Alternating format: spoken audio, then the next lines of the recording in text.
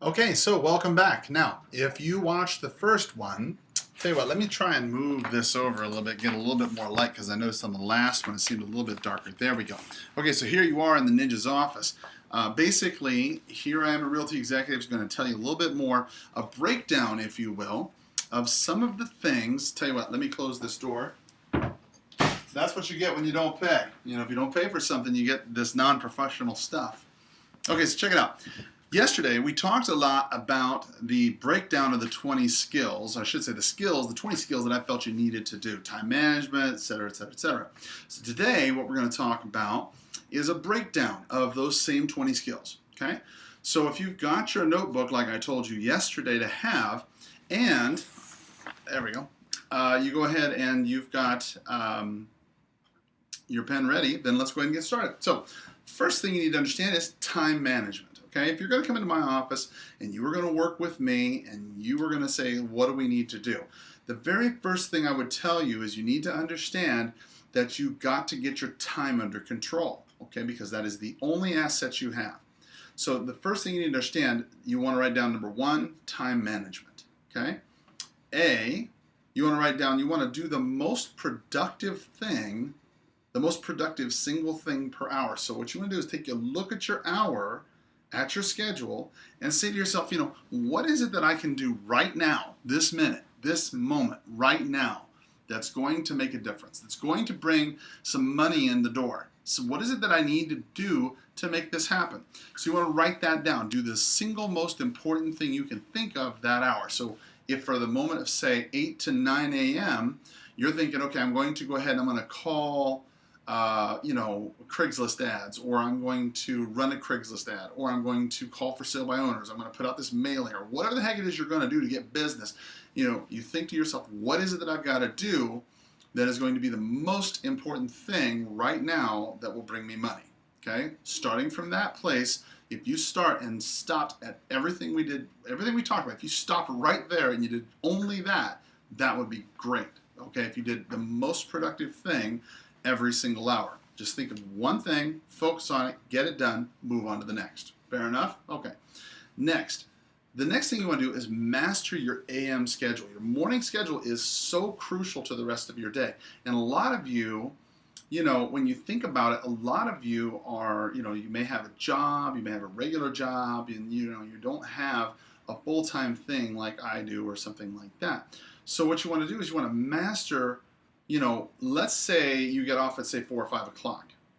Your morning schedule for your real estate business starts at 4 or 5 o'clock. Whatever time you get off, that's your morning schedule. So you want to master that. Make it untouchable. Make it something that you look at that and say, okay, I get off at 5. From 5 to 6, I eat. Okay, I have dinner with my family. From 6 to 7, I return calls. From 7 to 8, I do this. From 8 to 9, I do that. You got to write it down. If it's not real, if it's not written down, it's not real. Okay, you can talk about it, think about it, have great intentions, but if it's not written down, it ain't real. Okay?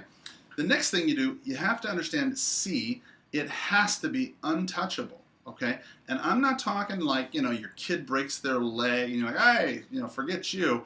You know, no, I'm saying, look, you would not let somebody interrupt you on an appointment to go to a wholesaling appointment. Okay, if your wife called you up or your husband called you up and said, honey, you know, would you please pick up some milk on the way home or whatever, you'd not stop a wholesaling appointment that you're going to go get some milk or get some bread or whatever. I mean, you'd have that untouched. You say, no, honey, I'd love to. Let me do it afterwards or whatever. You have got to have the discipline, okay?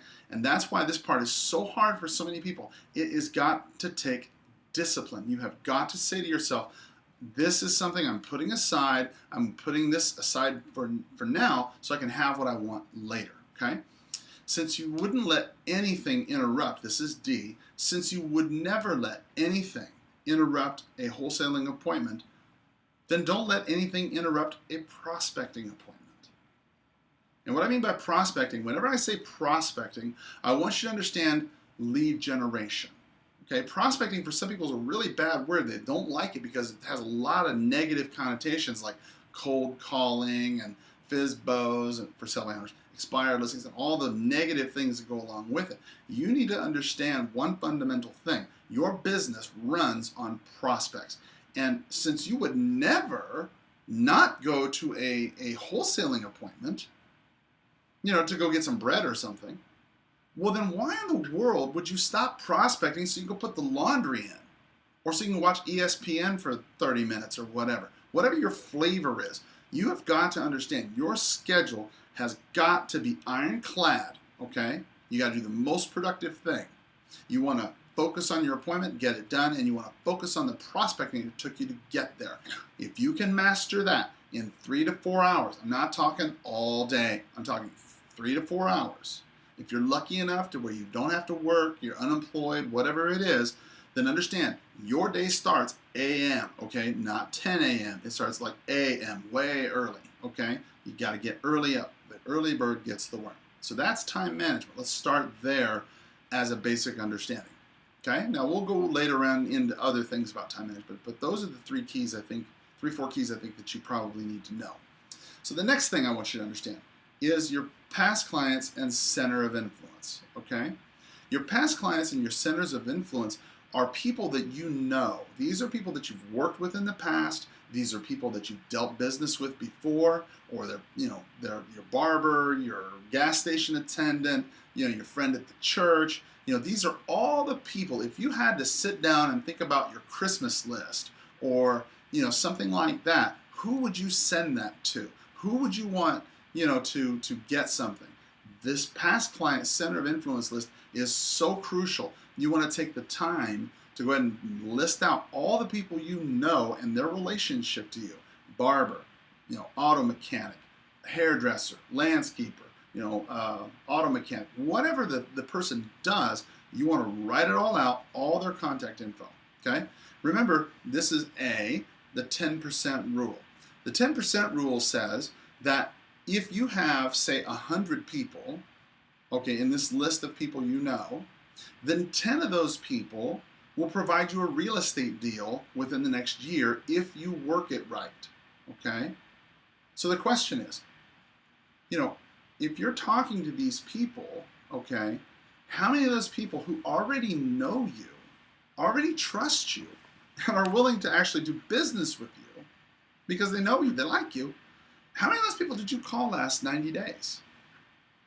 That's an interesting question. The thought is you probably didn't call any of them. Instead, you spent a lot of money and a lot of time trying to get a hold of all the people who don't know you, and you've spent very little time working on the people who do know you. Those people will give you business if you approach them correctly. How do you approach them correctly?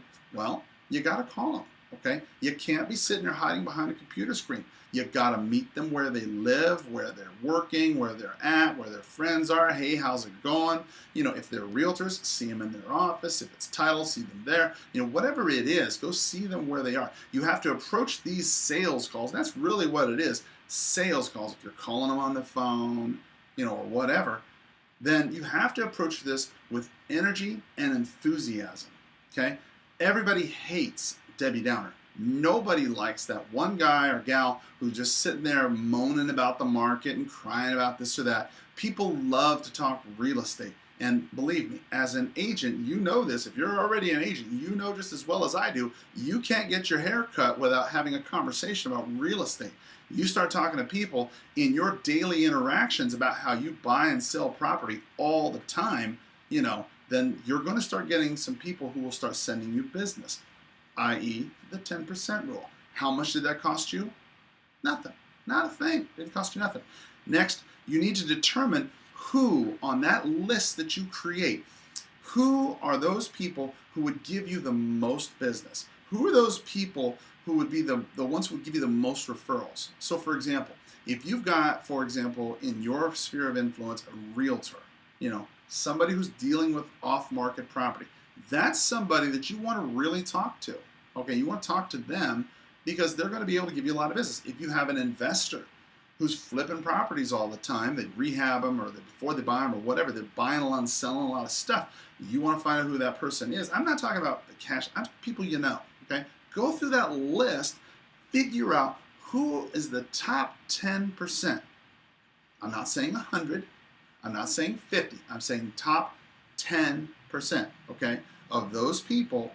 And then you want to call them at least once a month. You want to physically call them. You know, hey, don't phone blast, don't email drip, don't market campaign, don't postcard, don't call them, okay?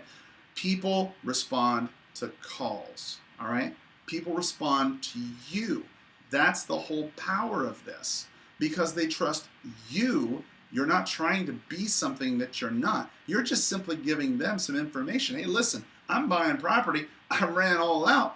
Do you happen to know of anybody who's thinking of buying or selling some property because I need to buy something? It's a pretty simple conversation. It seems like it's really hard, but guess what? Spoiler alert, I might actually do telephone prospecting skills. And if I do telephone prospecting skills, a video series on that, I'm going to go through some very powerful scripts with you on exactly what to say so you don't feel uncomfortable. It's just between you and me. You're in my office. Nobody knows except you how scared you are on the phone. And I'm going to teach you exactly the words to say, the inflection to use, how to say it, and it's going to be awesome. It's going to be a great, powerful thing for you. Okay? Next, out of that list, okay, when you're calling them once a month, the top 10, everybody else, you get, you know, you call them every 3-4 months, you know, 3-4 times a year. That's how often you call them, everybody else. But the top 10, you want to call them once a month because they're always in the ebb and flow of business. Think about your realtors. Think about your lawyers. Think about your probate attorneys. Think about your real investors, other people who really do business, and you know who I'm talking about, okay? D, fourth point, you know, number D, right? The thing you need to understand is you got to remember they're not waiting for your call, okay? It's not like, you know, they're sitting around the kitchen table. Hey, honey, I wonder what Joe Blow's doing today. They don't think about you, okay? They don't think about any of you. They don't care about you, okay? I'm sorry, but they don't care about you. They have a need. You have a skill. Rapport in the middle of that helps ease the process, but at the end of the day, it's not like they're sitting there thinking about you and wondering, well, gosh, how come he hasn't called me this month? And I wonder if he's still okay. I wonder if he loves me or whatever. They don't think about that stuff because you're not on the radar. Okay, so stop thinking that you're all that in a bag of chips. You are a tool that they use to get what they want. Be a tool, right? Yeah, so anyway, check it out. Here's the thing. Point E, okay? If you haven't talked to them in a long time, let's say you're a realtor, and you're going back through your center of influence, and he's like, oh my goodness, Carl, I can't call that guy. I haven't talked to him in 6 months. I mean, what would I say? I mean, good Lord. I mean, look, they're not expecting your call. Promise you. I've made thousands and thousands and thousands of calls over years and years and years. That's all I did. As an agent, I called expired for sale by owners listings. I called my center of influences every day, 3 hours a day, 5 days a week for years on end. And I can tell you, from a phone perspective, it's not like they're waiting for you. So when you call them, okay, if let's say you're a wholesaler, okay, and let's say you got somebody you know and you want to talk to them, or you're a realtor, okay, and let's say you haven't talked to them. They're not an investor. They're not the top 10%. They're just the 90%, the regular folks that you deal with, you know. Say, listen, you know, I owe you an apology. And they'll be like, what? What do you mean you owe me an apology? Listen, you know, I kind of promised you that I would keep up with you over the years. And honest to God, I've failed. I really have. I've meant to keep up, but I've been so busy, you know, and you know, I'm just curious, you know, this is a business call. Have you got a minute? Right then, it lets them off the hook, okay? It's all in the way you present, all right? Remember, presentation starts right now. When you're talking to this guy, everything that stems from this conversation is exactly a presentation. It's all in the way you present it. So when you start off by saying, listen, I'm very sorry. I can't believe I've let it slip. I've just, for whatever reason, didn't do it. And listen, honest to God, this is a business call. Have you got a minute? And they're going to be like, oh, yeah, no problem. The pressure's off because they haven't been thinking about you either. Chances are what they're going to say is, oh, yeah, no problem, Carl. It's cool. I mean, we've been busy too. It's no big deal. What's up? Well, listen, the reason why I'm calling is because, I'm not sure if you're aware of this or not, but I've actually got into buying houses, and that's what I do now. And I'm curious, who do you know who is interested in, selling some property right now for all cash as is? Who do you know? Do you know anybody who's thinking like that? Their gut reaction right from the beginning is going to be, I don't know anybody. That's called a reflex no. That's sales 101. If you're a realtor or a salesman of any kind, you know the reflex no. It's just like when you went in to get, let's say, some shoes. Let's say you're a girl and you're going to go to a wedding next week, okay? And you go online and you check it out and you look, you see that this company has this type of shoe. You see it on their website. You know exactly how much it costs. You just got to go down and get it. Okay? So you go down to the store, you walk through the door, you have money in your pocket, you have an intent to buy, you're motivated, you have no choices, you got to go to the wedding next week, so you're motivated to sell, or buy in this case, and the salesman comes to you and says, well, can I help you? The salesman says, can I help you? You say, no thanks, just looking. Total lie. You guys are you're lying, right? Why? It's not your fault, it's human nature. People want to protect themselves. So you just say, well, I'm looking. And if it's a smart salesperson, the smart salesperson is going to watch you and see what kind of things you're doing to check for buying signs. And then they'll move in. Okay, move in for the kill, for lack of a better word, right? Yeah, well, anyway. The point is, a bad salesperson will say, oh, okay, well, you're not interested. And then they'll walk away. And then that's that. Tale over. Okay? The thing about it is, when you say over the phone to somebody, who do you know? You got to make sure you say, this is a business call. Have you got a minute? Don't be like most people. Don't come in there and say, well, how's the wife? How's the kids? How's the dog? How's this? How's that? And then you go in for 5-10 minutes telling you all the life story, how their dog died, mom got ran over by a truck, whatever it was. And then you have this disingenuous idea where you say, oh yeah, by the way, who do you know who wants to buy or sell a house, right? That is so whack. I mean, why would you do that? I mean, that really makes me feel like if somebody does it to me, my insurance agent tends to do that sometimes. When they do that kind of stuff, it makes you feel like, well, did you even really care about my answers? Were you just waiting for the opportunity to say what you wanted to say? Or did you want to get to the point first?